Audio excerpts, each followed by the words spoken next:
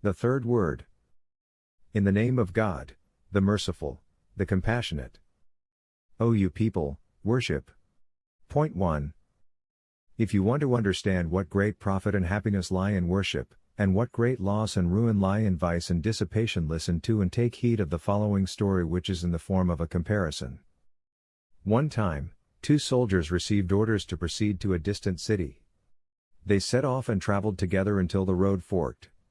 At the fork was a man who said to them, "The road on the right causes no loss at all, and 9 out of 10 of those who take it receive a high profit and experience great ease. While the road on the left provides no advantages, and 9 out of 10 of its travelers make a loss. But they are the same as regards distance. Only there is one difference: those who take the left-hand road, which has no rules and no one in authority, travel without baggage and arms. They feel an apparent lightness and deceptive ease.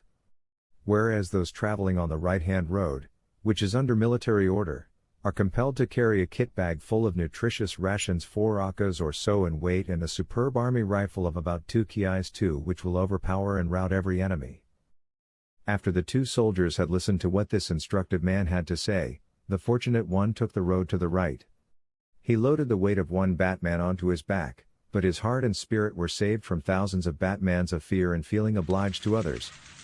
As for the other, luckless, soldier, he left the army. He did not want to conform to the order, and he went off to the left. He was released from bearing a load of one Batman, but his heart was constricted by thousands of Batmans of indebtedness, and his spirit crushed by innumerable fears. He proceeded on his way, both begging from everyone and trembling before every object and every event, until he reached his destination. And there he was punished as a mutineer and a deserter. As for the soldier who loved the order of the army, had guarded his kit bag and rifle, and taken the right-hand road, he had gone on his way being obliged to no one, fearing no one, and with an easy heart and conscience until he reached the city he was seeking. There he received a reward worthy of an honorable soldier who had carried out his duty faithfully.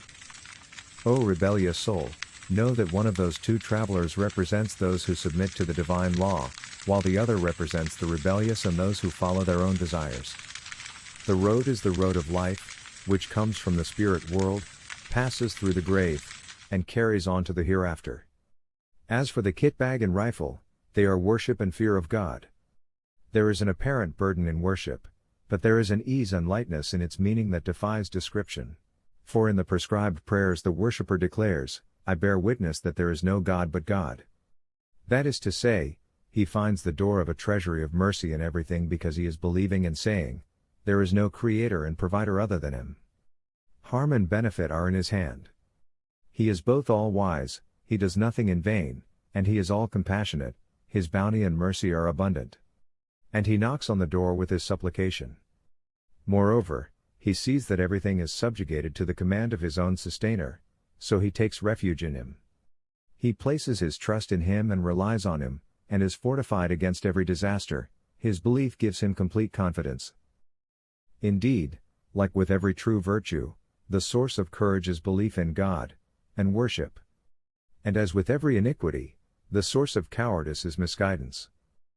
In fact, for a worshipper with a truly illuminated heart, it is possible that even if the globe of the earth became a bomb and exploded, it would not frighten him. He would watch it with pleasurable wonder as a marvel of the eternally besought one's power. But when a famous degenerate philosopher with a so-called enlightened mind but no heart saw a comet in the sky, he trembled on the ground, and exclaimed anxiously, "Isn't that comet going to hit the earth?" On one occasion, America was quaking with fear at such a comet, and many people left their homes in the middle of the night. Yes, although man is in need of numberless things, his capital is as nothing, and although he is subject to endless calamities, his power too is as nothing. Simply, his capital and power extend only as far as his hand can reach.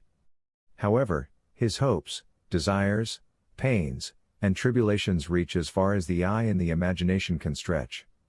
Anyone who is not totally blind can see and understand then what a great profit, happiness, and bounty for the human spirit, which is thus impotent and weak, and needy and wanting, are worship, affirmation of God's unity, and reliance on God and submission to Him. It is obvious that a safe way is preferable to a harmful way, even if the possibility of its safety is only 1 in 10. But on the way of worship, which are matter here, there is a 9 out of 10 possibility of it leading to the treasury of eternal happiness, as well as its being safe. While it is established by the testimony which is at the degree of consensus of innumerable experts and witnesses that besides being without benefit, and the dissolute even confess to this, the way of vice and dissipation ends in eternal misery.